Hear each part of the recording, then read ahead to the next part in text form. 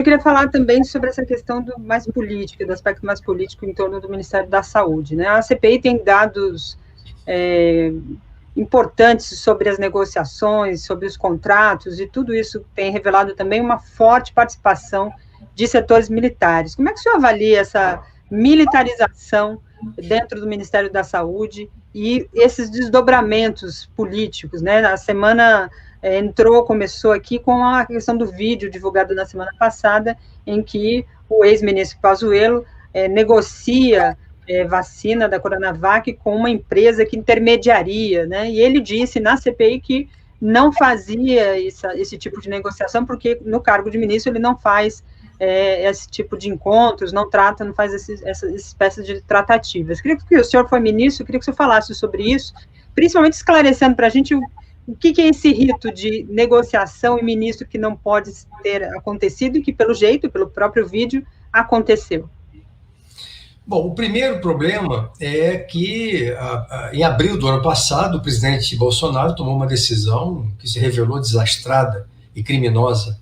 Ele entregou um ministério extremamente complexo, que tem, tradicionalmente, historicamente, uma burocracia altamente qualificada, né?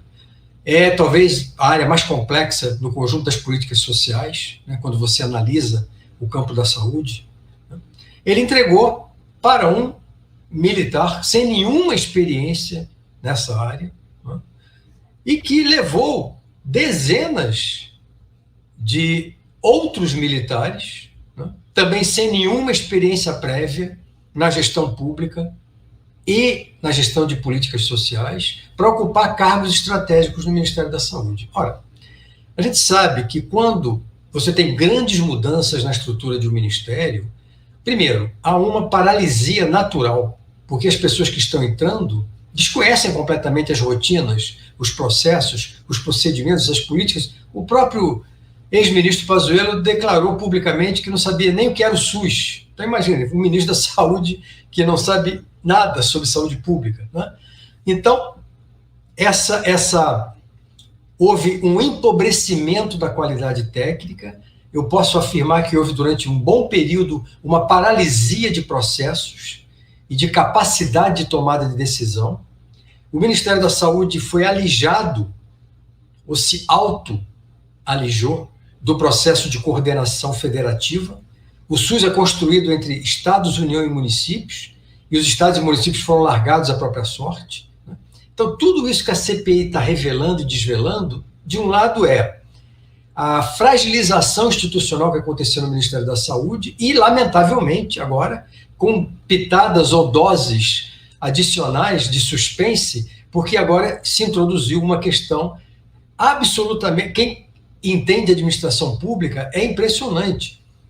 Quando você vai negociar vacinas com grandes multinacionais farmacêuticas, né, europeias, americanas, ou chinesas, ou indianas, né, normalmente essas relações se dão institucionalmente. Ou seja, a área técnica do Ministério, que é o Programa Nacional de Imunizações, define as especificidades do que deve ser comprado. Que tipo de vacina, por quê, e os quantitativos. E a Secretaria Executiva, que é onde está a área de compras e de licitações, né, então encaminha as negociações com quem? Com o laboratório produtor. E não com terceiros intermediários. Parece que tem até aí no meio desse imbróglio uma instituição de caráter religioso, com um bispo, enfim. É uma coisa completamente fora do rito, né, republicano, de como um Ministério da Saúde deve se comportar, de como um ministro e de como os ocupantes de cargo de confiança que foram nomeados para essas funções deveriam se comportar. A sociedade está perplexa, né, porque, na verdade, agora se revelou uma outra coisa. Era uma tentativa agora de comprar a vacina Coronavac, que o Butantan é o único exclusivo representante no Brasil. Então, ninguém tem autorização. Então, quem eram essas pessoas que estavam oferecendo milhões de doses de vacinas? Atravessadores. Isso é uma fraude grosseira, né? Então, quando você compreende a que ponto a máquina do Ministério da Saúde, que historicamente sempre se prezou pela qualidade, pela transparência, independente do tipo de governo, de FHC a Lula, tudo começa a degringolar em 2016.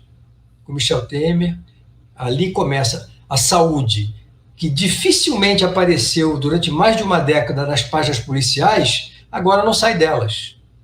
Então o governo Bolsonaro fez o quê? Recolocou a saúde nas páginas policiais. Isso é profundamente deplorável. Não estou nem me referindo aqui ao drama que o Brasil já vive há 1 ano e meio, mas especificamente nesse ponto houve um crime contra a saúde pública. O Ministério da Saúde foi impedido de exercer com capacidade, com liderança, com qualidade as suas funções a partir dessa decisão nefasta de nomeação de um militar para uma área que ele não dominava, não conhecia e não tinha a menor qualificação. Provavelmente foi proposital, porque é alguém de absoluta confiança do grupo mais próximo ali do presidente Bolsonaro, né?